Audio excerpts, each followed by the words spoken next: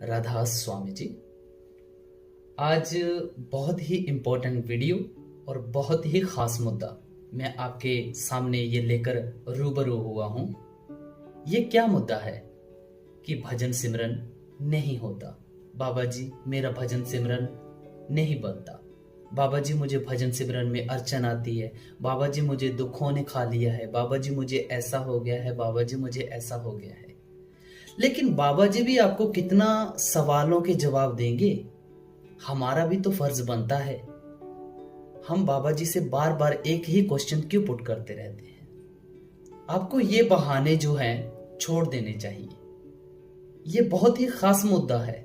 पहला बहाना जो है, जो आमतौर पर बाबा जी से सवाल किए जाते हैं, मेरे पास समय नहीं है। मेरे पास समय नहीं है।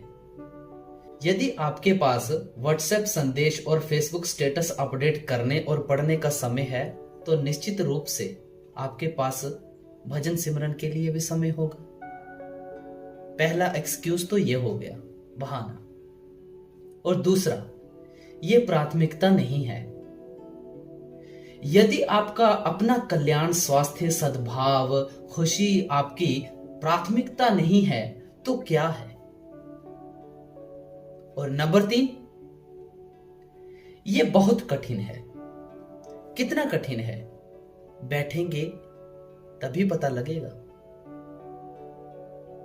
ठीक है, तो आपने सोचा कि आपको पूर्ण शांति, स्थायी खुशी, स्थिर स्वास्थ्य, मानसिक शक्ति मिल सकती है। ये सब बिना किसी मेहनत के, है ना? कभी नहीं। अगर हम करेंगे, भजन सिमरन करेंगे, तो उस परम पिता परमात्मा के साथ मिलेंगे। और नंबर 4, बहुत अधिक विकर्षण है। ओह, मैं समझ गया। आपके पास 6 छोटे बच्चे हर समय चिल्लाते और चिल्लाते रहते हैं, लेकिन क्या वे सोते नहीं? वो भी तो सो जाते हैं चिल्लाकर। आप क्यों नहीं ध्यान पर बैठते? क्योंकि आज मैं ये सीधी बातें इसलिए कर रहा हूं ताकि हम ये बहाने ना ढूंढें और हमें भजन सिमरन पर बैठना चाहिए। और नंबर 5 एक्सक्यूज, जो बहाना है नंबर 5वां, मैं अपने विचारों को रोक नहीं सकता। ठीक है, और यही कारण है कि आपको ध्यान की आवश्यकता है। अगर आप अपने विचारों को नहीं रोक सकते हैं, तभी तो बाबा जी कहते हैं कि भजन सिमरन करो। उससे आपको बहुत आसानी होगी। ये सभी विचार जो हैं ये खत्म हो जाएंगे और आपको शांति ही शांति मिलेगी। जिनको नामदान मिला है वे नामदान को अच्छे से सिमरन किया करें। और नंबर 6, मैं फर्श पर नहीं बैठ सकता। बाबा जी से एक समय पहले किसी ने क्वेश्चन किया था कि बाबा जी मैं बैठ नहीं सकता। उसी का क्वेश्चन का आंसर देने जा रहा हूं आज। भजन सिमरन का अभ्यास कुर्सी पर, बेंच पर, बिस्तर पर और कहीं भी किया जा सकता है, जब तक कि आपके पास रीढ़ की हड्डी है। सीधी स्पष्ट बात की है बाबा जी ने।